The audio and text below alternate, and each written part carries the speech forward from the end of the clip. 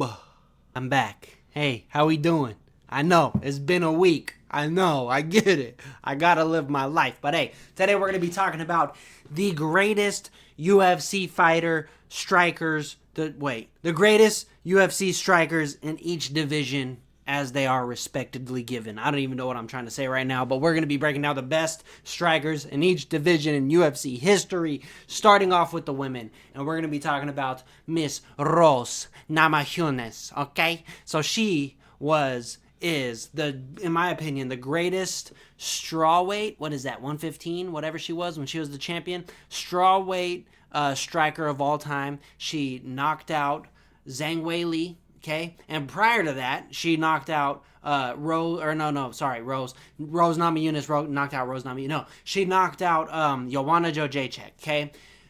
When you knock out Joanna Jędrzejczyk in one fight, rematch her, beat her up in the second fight, and then you fight Zhang Weili, and you knock her out, and then beat her up in the second fight, that is the equivalent to Ilia Topuria knocking out Alexander Volkanovski and Max Holloway back-to-back. Okay, that's just the equivalent. That is literally, Rose Namajunas is the female version of Ilia Topuria in regards of who she knocked out back-to-back, okay? It's insane that she did that. She was one of the best women strikers of all time.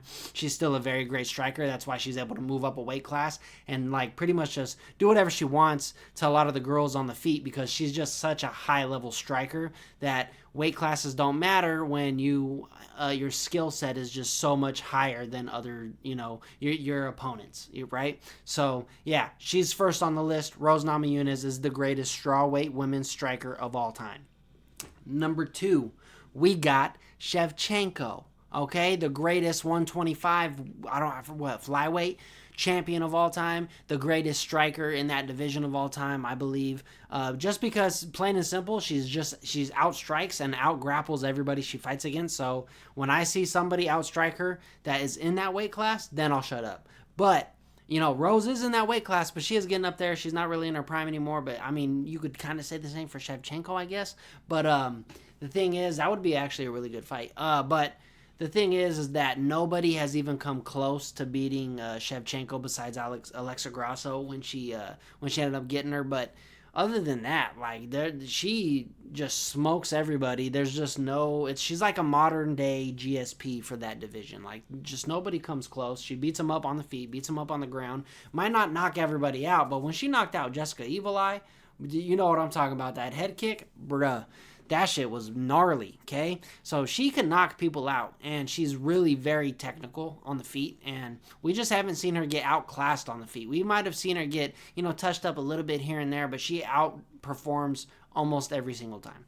So yeah, number 2, we got Shevchenko for the women's 125-pound division. Now, 135 and 145-pound women division, I don't even need to say it. It's the GOAT, Amanda Nunes. She is the baddest woman of all time. She's the greatest striker of all time. She hits you and you fall. You just fall. She's got bricks in her gloves. Amanda Nunes, I've never seen a woman hit like her, besides Cyborg. But then when Nunes came in, I was like, okay, she's different. Like, Cyborg hits hard, but this bitch, let's not forget, she knocked out Cyborg, you know what I mean? But she knocks bitches out, okay? Let's just say that. This bitch knocks bitches out. And, you don't see that in the women's division almost at all. And so it's hard to say that she's not the greatest striker of all time in her respective divisions and of all time, just period. But yeah, Amanda Nunes, greatest striker of all time in the 135 and 145-pound divisions. Now, moving on to the men, the 125-pound flyweight division, the greatest striker of all time is Demetrius Johnson. Who would have thought? Who would have thought? You know what I mean? This dude right here is the epitome of technique. You know what I mean? When he was in his prime in the UFC, 12 title defenses, or maybe 13, one of the two, he outstruck, out-wrestled, out-grappled everybody. There was not a single person. He got clipped a couple times from like John Dodson, and maybe Joseph Benavidez clipped him. Ian McCall had a close fight with him in their first fight before he was champion. But other than that, when he got into his own and when he became Mighty Mouse that we know, he is a problem on the feet. He is one of the most technical fighters on the feet. The angles he creates, the looks he gives you, the feints. It's so hard to read what he's doing, where he's going to go. You're just, he's playing with you. You're not playing with him. You know what I mean? He's literally dictating your movements and trying to make you make a mistake so he could counter it, right? Or he doesn't even want you to make a mistake. He wants you to do something thinking you're not going to make a mistake, but it's a mistake because he's going to counter it, right? He's so good, and then he went over to one championship, became the fucking champ over there. Who would have guessed it? And that his send-off fight, the fight before the Moraes fight, their second fight actually, not the third one, when he did that slip, boom, walked him down, found the knee on the cage. It's just pure poetry, bro. It's just pure poetry. That little slip, and he's short, and he hit him with a slip, boom. What do I got to say? That's just pure technique right there. When you are at such a disadvantage with reach and height, and you're still able to slip and rip and knock the dude on his ass and then hit him with a flying knee up against the cage to flatline him, beautiful. He's one of the greatest, if not the greatest, mixed martial artists of all time. In my opinion, he is. And yeah, I think he's the best striker the UFC has ever seen in the 125-pound division. Next up, 135. This one's hard. This one's tough. There's a lot of good strikers here, but I think the most beautiful, the most educated striker in the 135-pound division is and was TJ Dillashaw. His performance against Renan Barão specifically, and then honestly every performance after that up until, he lost to Aljo or Cejudo, right? Which is, we don't talk about that here. But all the way up until then, man, this dude was the scariest guy on the feet. I did think he got robbed in the Dominic Cruz fight. I thought he won that fight. Watching it back, every time I watch it, I'm like, I don't see how Cruz won rounds 3, 4, and 5. I don't see it. Maybe 1-4, maybe 2-3, whatever. That's not what we're here to talk about. We're here to talk about how special TJ Dillashaw's striking was against Renan Barão in that first fight. Second fight against Joe Soto, against Cody Garbrandt, right? Knocked him out twice, and Cody was looking like the best version of Cody of all time after that Dominic Cruz win with his striking. We could easily put him in the mix here. 135, man. We got Peter Yan. We got Sean O'Malley. We got Corey Sandhagen. We got TJ Dillashaw. We have so many beautiful, articulate artists on the feet in the 35-pound division. I just think TJ is and was the bar for me in terms of striking. He could switch it up on the feet, and he wasn't doing shit just because it looked cool. He was doing everything with a purpose. He was leading you into things. He was feigning when he needed to. He set you up with he would set up his takedowns and go to the strikes. He was just so nasty, being able to combine all of his, I don't even know if that's a word, but combine all of his tools together, hands to wrestling, back to the hands, like when he was fighting Barão. He would jab upstairs, jab the thigh, hit him with an uppercut, cross. It's just, that's what we call the TJ and Bang Muay Thai. He's just so nasty. He hit Barão with the Barão combo that we call, when you 1-2 step into your southpaw, throw the overhand left. He's just so nasty, so beautiful with it. He is my favorite striker to ever watch. If he had a good shoulder, he would have beat the shit out of Aljamain Sterling, in my opinion. Yeah, he's so good. That's why he was able to come back after his suspension and beat Corey Sandhagen on one leg. Even though a lot of people thought Corey Sandhagen won, I thought it was a close fight. I gave the edge to TJ because he fucking marched him down the whole time. And when Corey was, trying to draw him in, he just wasn't as active enough. And I thought if Corey was a little more active, I would have gave it to him. But he wasn't. I thought TJ was pushing the fight. I think he was landing the better shots, pushing Corey back. Very close fight. Love both the guys. TJ is the best 135 striker of all time. Take it up in the comments. Don't take it up with me. So, 145. This one. Gentlemen, we got Max Holloway and what he did to old boy on ABC. I forget his name when he said, "I'm the best boxer," and he fucking dodge 2 3 10. You know what I mean? Sorry. A little Hawaiian in me came out there. But Max Holloway's a bad mofo. We got Alexander Volkanovski, one of the best strikers of all time. And then we got Ilia Topuria, and then we got Conor McGregor. Who the fuck do we pick here? Then we got Jose Aldo. Who the fuck do we pick here? Part of me wants to pick Conor McGregor because of what he did in the 45-pound division, and he knocked out Jose Aldo in 13 seconds, bro. In 13, the reigning, defending Jose Aldo, prime time Jose Aldo. 12 seconds, something crazy. Fastest championship knockout of all time.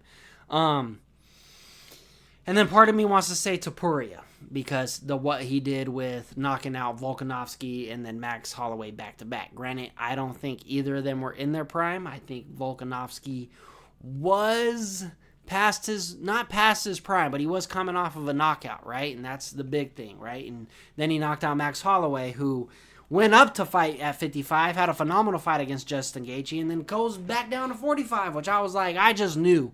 Just from that alone, him going up to 55 and then going back down to 45 was not going to be good for him against a power puncher, right? So losing all that weight, you weren't going to be able to take a shot like you would if you would have fought him at 55. I'm going to say Ilia Topuria because he's in his prime right now. I love his head movement. I love his boxing. He doesn't have as many tools as Conor McGregor, but he has beautiful boxing. He uses his boxing a little bit better than McGregor does. He uses his head movement a little bit better. And, I'm going to say 45, Ilia Topuria is the best striker we've ever seen. He knocked out everybody on the way up to get the belt.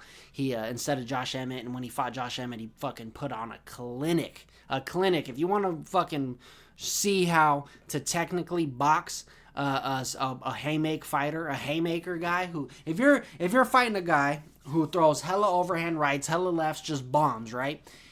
Go watch Ilia Topuria versus Josh Emmett. Take some fucking notes. That's how you beat him if you want to strike with him. If you want to outstrike him, right? In terms of boxing. If you got a style like Ilia, go watch that fight. I do believe Ilia Topuria is the number one guy. He knocked out Volk like that. He knocked out Holloway. The two, in my opinion, two of the four best strikers in that division that we've ever seen. Knocked them both out. I give it to Ilia. And I honestly, this might be a hot take, prior to Alexander Volkanovski's knockout against Islam, I still think Topuria probably would have knocked him out. That's how good that guy is. Moving on, lightweight division. Guys, we've had so many legendary fighters come through the lightweight division, but the best pure striker, in my opinion, is Conor McGregor. If he would have never went to fight Floyd, would have never changed his style up, he would have stayed in the UFC. I think he would have made a even better run through the weight division before he fought Khabib. I think he would have defended his title a couple more times against some other people, maybe like Michael Johnson or maybe Dan Hooker, maybe someone like Michael Chandler when he first got into the mix. And I think we got cut a little short with the whole McGregor moving to boxing and then coming back and fighting Nate, yada yada. Even though he did get pieced up fighting Nate, I do still believe that Conor McGregor is the best striker the lightweight division has seen. That whole sequence with Eddie Alvarez is our modern day Anderson Silva versus Forrest Griffin, right? How Anderson Silva entered the Matrix, boom, and then just landed that knockout blow. What Conor McGregor did to Eddie Alvarez is one of the nastiest combos I've ever seen in my life. To pull that off in real time, to be here in the pocket and just lean to where the punch barely brushes your nose. Didn't even touch, barely even just, he smelt his leather. You know what I mean? And then he fed him a fucking 4-piece before he went to the ground. One of the coolest, nastiest combos of all time. Conor McGregor is the greatest 155 pure striker of all time. Now, moving on to welterweight. This one is interesting because every time we've had until recently, every time we've had a welterweight champion, right, they've always been more predominantly a wrestler, okay? GSP, Matt Hughes, Matt Serra, which he had hands, but he was more of a grappler, right? He could knock people out, but he was more of a grappler, I would say. GSP mixed everything up very well, and he was a great striker. Carlos Condit was the interim champ. He was a great striker, but he was interim champ. He's not really a champion. And then after that, we get Tyron Woodley, who would knock people out, but then he would have these boring fights on the feet, so it's not like he was the greatest striker of all time. And then he had really good wrestling. And then you go to Kamaru, who same thing, was very good on the feet, became very good on the feet. Great jab, great right hand, set up his right hand with his takedowns because people were so scared of his wrestling. The way he knocked out Kobe, the way he knocked out George Masvidal for a little bit there. And he still is. Kamaru was very, very scary on the feet, the way, he dropped Gilbert Burns when Gilbert was in his prime with that jab and then just finished him off. But then after that, we get Leon Edwards, who was a very good striker, but I wouldn't call him the best striker in the welterweight division that we've ever seen. I think we all know where I'm going with this. JDM, dog. I truly believe he is the cleanest, slickest striker the welterweight division has ever seen, whether he's a champion or not. Well, he is, but whether he became a champion or not, JDM striking is different, dog. He's got the head movement. He's got the counters. He's got the kicks. He's got the boxing. He's got the elbows. This man is fucking nasty on the feet, man. Like, he might not be the best all-around MMA fighter, and he might get beaten by Islam Makhachev, but I tell you what, boy, that striking contest is going to be good. If he could keep the fight on the feet and put some hands and hurt Islam, it's going to be interesting.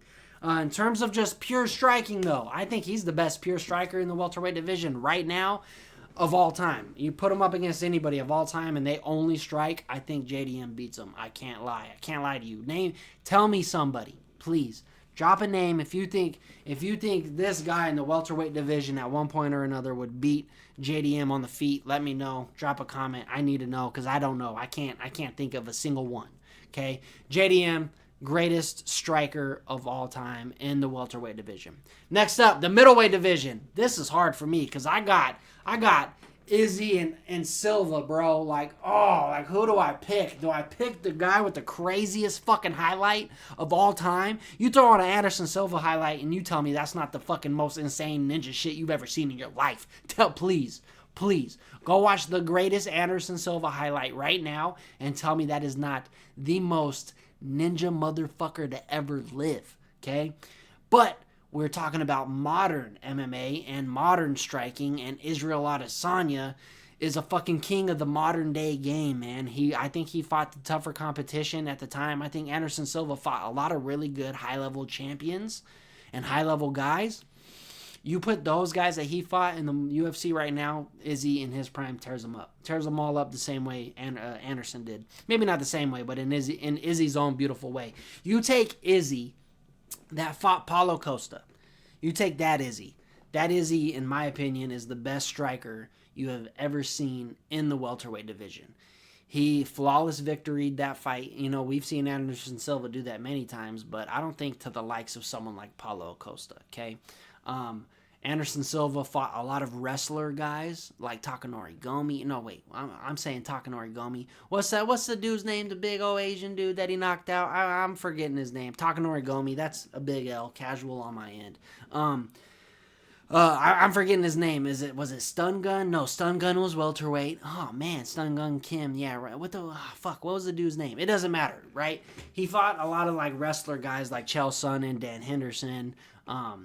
We could name off a few more, right? Damian Maia.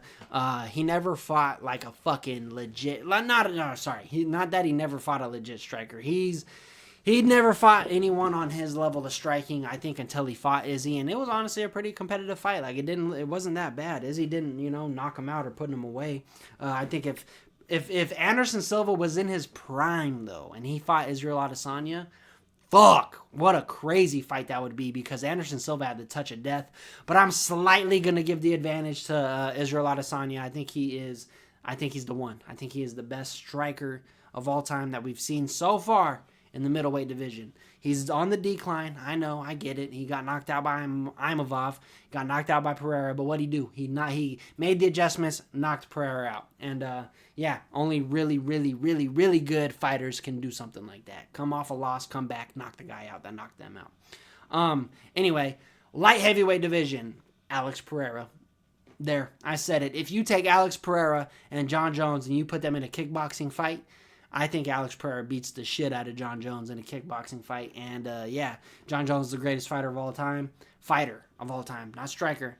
Alex Pereira, in my opinion, is the greatest striker in the light heavyweight division, even though his last performance was a little lackluster. he didn't seem like himself in there, and I don't think he was focused. I don't think he was ready for that fight. I heard he was sick. I don't know. I'm not gonna put excuses in there for somebody, but I do believe that wasn't the best version of him. So Alex Pereira, in my opinion, is the greatest. The way he knocked out Yuri Prohaska with that fucking head kick, the way he pieced up Khalil Roundtree, and we see what Khalil Roundtree is doing to folks, and the way he pieced him the fuck up in that fourth round, man, it's hard to say that Alex Pereira isn't the greatest striker in the light heavyweight division right now and of all time. And then finally, heavyweights. I don't think this is a debate. I think Tom Aspinall is the greatest striker of all time. We've had some good strikers. We've had Alistair Overeem. We've had Stipe Miocic, Junior Dos Santos. But I don't think any of them hold a candle, really, to the athleticism, the fundamentals of Tom Aspinall. I do think Tom starts a little too hot sometimes. I will say that. I do think he goes out there and just throws 1-2 a little too crazy and gets a little bit too into the fight a little too soon, which it works for him. But I would like to see him establish his jab a little bit, throw the right hand to the body, set it up a little bit more, look a little bit cleaner, and then land that 1-2. Because his 1-2 is so beautiful. He feints it, boom, right? And like he spams his 1-2, and I like that because I think the 1-2 punch is one of the most underrated combos of all time. Not a lot of people throw it. They want the overhands, the hooks, or the one singular punches. They never want to put, nothing together, a lot of people. But yeah, I love Aspinall's 1-2. I like how he's light on his feet. Cyril Gane's a very good striker. This is going to be a very good fight. I think people after this John Jones Aspinall thing are kind of hyping Aspinall up so much that we're kind of forgetting a little bit how good Cyril Gane is. Even though I do believe Cyril Gane is going to lose, I think Tom Aspinall should win the fight. It's going to be a very good fight, but the way Tom Aspinall just goes out there and starts his dudes with that right hand, man, it's hard to deny it. Those are my greatest strikers of all time from each division. Let me know if I'm wrong. Let me know how fucking stupid my opinion is down below. Make sure you like, comment, subscribe, and become a member today if you want to support the channel. Peace out, everybody.